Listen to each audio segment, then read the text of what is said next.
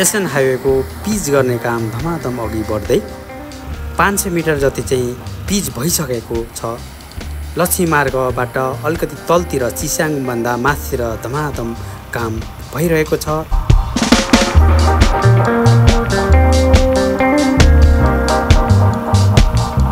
नमस्ते सबैलाई। आजको ब्लगमा हामी कुरा गर्नेछौँ नेपालको गौरवशाली परियोजना काँक्रेबिटा इटहरी लौकई एसएन हाइवेको बारेमा, जसको कालोपत्री कार्य भर्खरै सुरु भएको छ। यो राजमार्गले नेपाललाई एसियाली राष्ट्रसँग जोड्न छ र पूर्व पश्चिम सडक सञ्जाललाई अझ बलियो बनाउनेछ।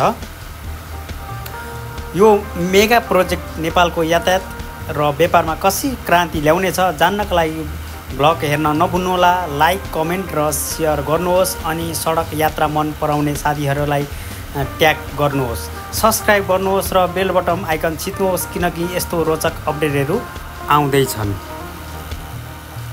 एसएन हाइवे अन्तर्गत पर्ने काँक्रेबिटा लौकई सडक खण्डको पश्चिमी हिस्सामा मङ्गलबारदेखि कालोपत्र कार्य औपचारिक रूपमा सुरु गरिएको छ। मोरङ जिल्लाको लक्ष्मी मार्गदेखि चिस्याङ खोलासम्मको सडकमा पहिलो चरणमा एकतर्फी कालोपत्र सुरु भएको हो।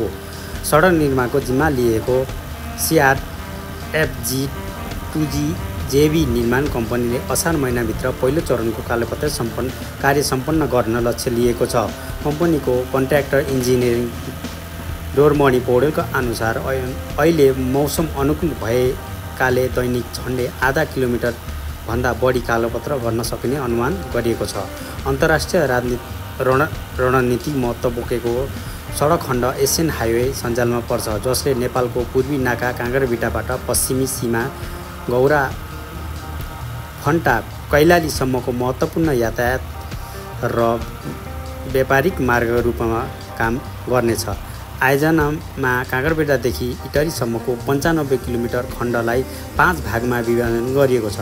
तीमध्ये 3 खण्डका लागि 2 खण्ड पुल निर्माणका लागि छुट्याइएको छ।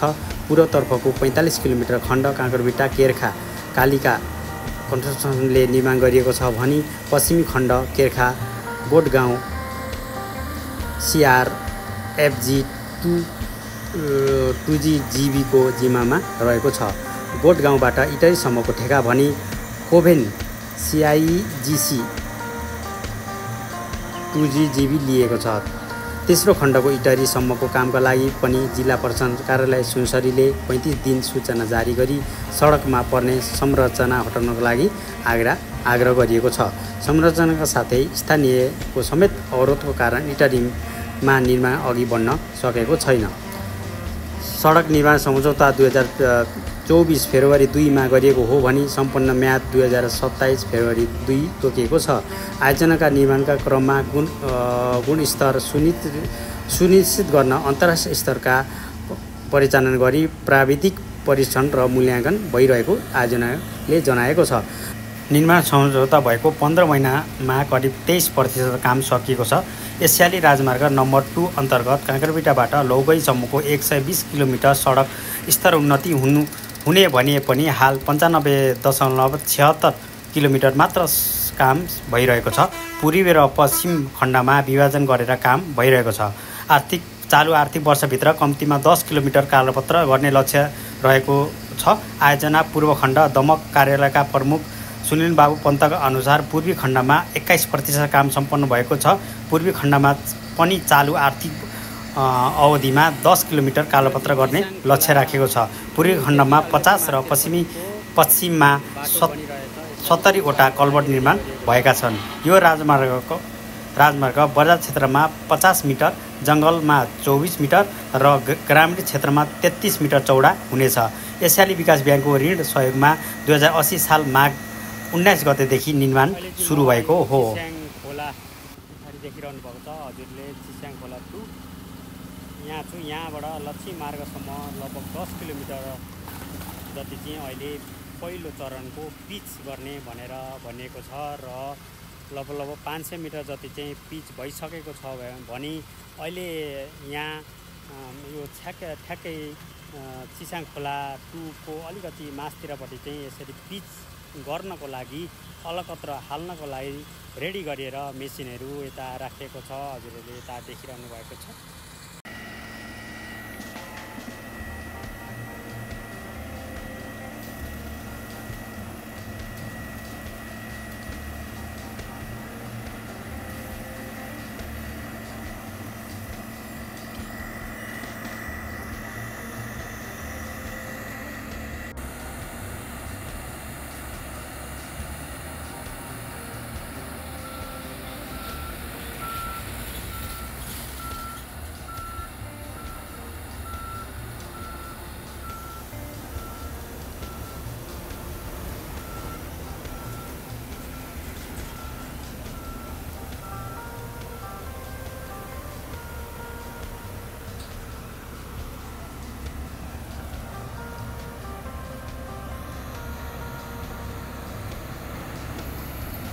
हजुरहरूलाई आज चाहिँ म यो एसएन हाइवेको जुन लक्ष्मी मार्गभन्दा अलिकति तलतिरपट्टि पिच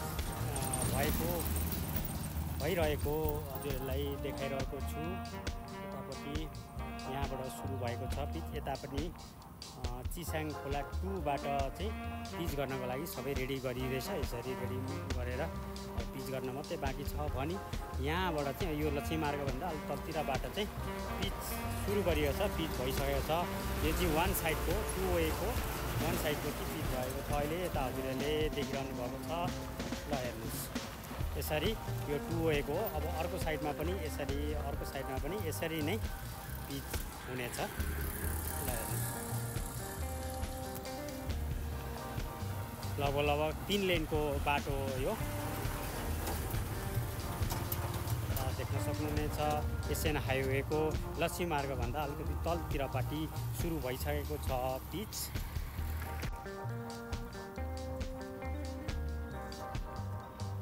यस्तो भएको छ। यतापट्टि चाहिँ गरिएको छैन। अब यतापट्टि लगभग 10 किलोमिटर जति पिच हुने भन्ने खबर आएको छ। 10 किलोमिटर पिच भइसकेपछि यो लगभग 10 किलोमिटर जति पिच हुनेछ यो बाटो यसरी नै। र 10 किलोमिटर पिच भइसकेपछि अनि अर्को साइडतिर सुरु हुने जानकारीमा आएको छ। यता देख्न सक्नुहुनेछ यति राम्रो पिच भएको छ। ल हेर्नुहोस्, यतापट्टि देखाउँछु हजुरहरूलाई म। र तर एक साइडमा मात्रै यो पिच भएको छ यसरी।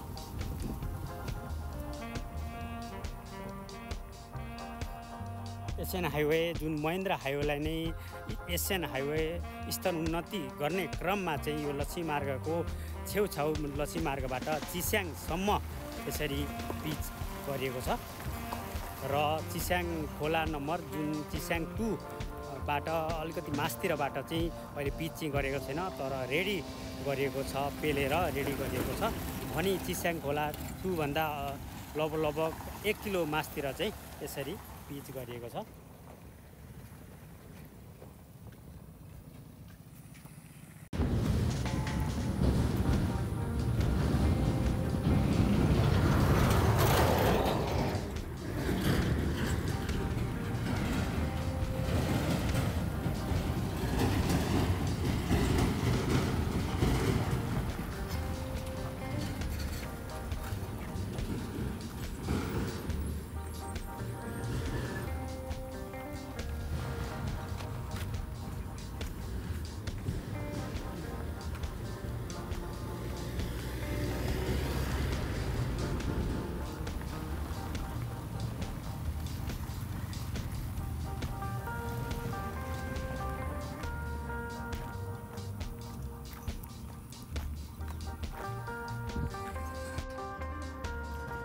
अहिले चाहिँ म यो लक्ष्मी मार्ग आइपुगेको छु। त्यो लक्ष्मी मार्गसम्म चाहिँ पिच गरिएको छ। लगभग 500 मिटर जति चाहिँ अहिले चाहिँ पिच गरिएको रहेछ। एक साइड एकतर्फी चाहिँ 500 मिटर जति चाहिँ लगभग पिच गरिएको रहेछ। यहाँ चाहिँ यो चाहिँ लक्ष्मी मार्ग चोक हो, लक्ष्मी मार्ग बजार हो। 500 मिटर जति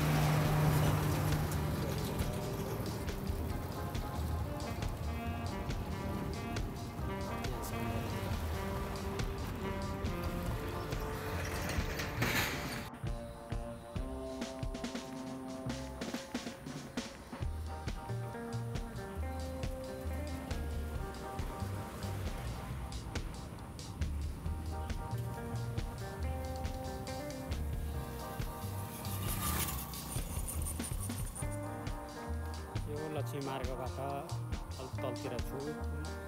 अब चिस्याङबाट लक्ष्मी मार्गसम्म 10 किलोमिटर को एक साइडको पिच गर्ने क्रममा अहिले म चाहिँ लक्ष्मी मार्गभन्दा अलिकति माथिल्लोपट्टिबाट हजुरहरूलाई यो भिडियो देखाइरहेको छु। यसरी पिच गर्नको लागि रेडी गरेर राखेको छ, यसरी पेलेर यसरी देख्न सक्नुहुनेछ। अब यसमा गिटी दिन्छ उताबाट अलिक परबाट देख्न सक्नु हजुरले देखिरहनु भएको छ होला। परबाट चाहिँ गिटी हालेर एक लेयर यो 10 10 किलोमिटरको यो पहिलो 10 किलोमिटर यहाँ लक्ष्मी मार्ग छ। लक्ष्मी मार्गबाट चिस्याङसम्मको पहिलो चरणको पिच।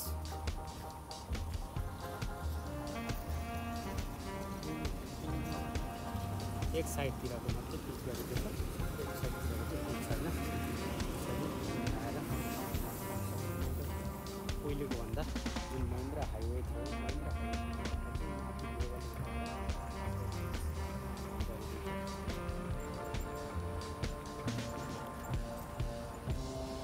र एक साइडमा मात्रै बाटो छ अहिले, तर धेरै धुलो रहेको चाहिँ यता देख्न सक्नुहुनेछ। धुलो उडिरहेको ल हेर्नुहोस् पर यसरी। अहिले चाहिँ यो महेन्द्र हाइवे, यदि हजुरहरू यो महेन्द्र हाइवे हुँदै जाँदै हुनुहुन्छ भने चाहिँ अलिकति एक्स्ट्रा टाइम लिएर आउनुपर्नेछ र मास्कहरू पनि लाएर आउनु पर्नेछ, किनभने यसरी धुलो ल हेर्नुहोस् पर हेर्नुहोस् कस्तो धुलो उडेको छ। र यो पिच लगभग 10 किलोमिटर जति पिच गरिसकेपछि चाहिँ एक साइडबाट बाटो खुल्ला हुनेछ र अलिकति सजिलो हुनेछ।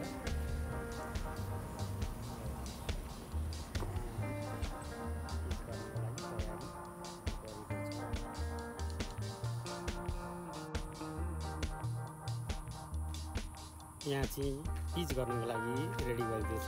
यसरी आधुनिक मेसिनले यो गिटीहरूलाई यसरी पेलेर अटोमेटिक गाडीले माथिबाट गिटी झार्दो रहेछ। अनि यो मेसिनले चाहिँ त्यही लेभलमा गिटीहरू पिछाउँदो रहेछ रोडमा। सुन्नुहुँदैछ हजुरहरू ल हेर्नुहोस्, यो 10 किलोमिटरको पिच गर्ने क्रममा गएको छ। यो चाहिँ अटोमेटिक यसरी यो मेसिनले झार्दो रहेछ।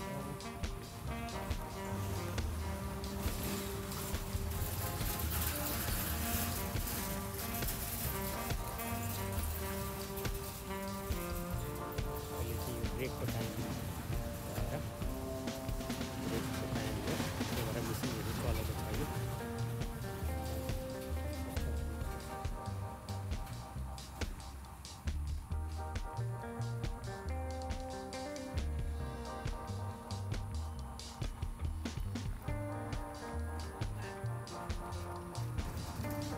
यो ट्रकले जिटीहरू झार्छ, यहाँनिर झार्छ।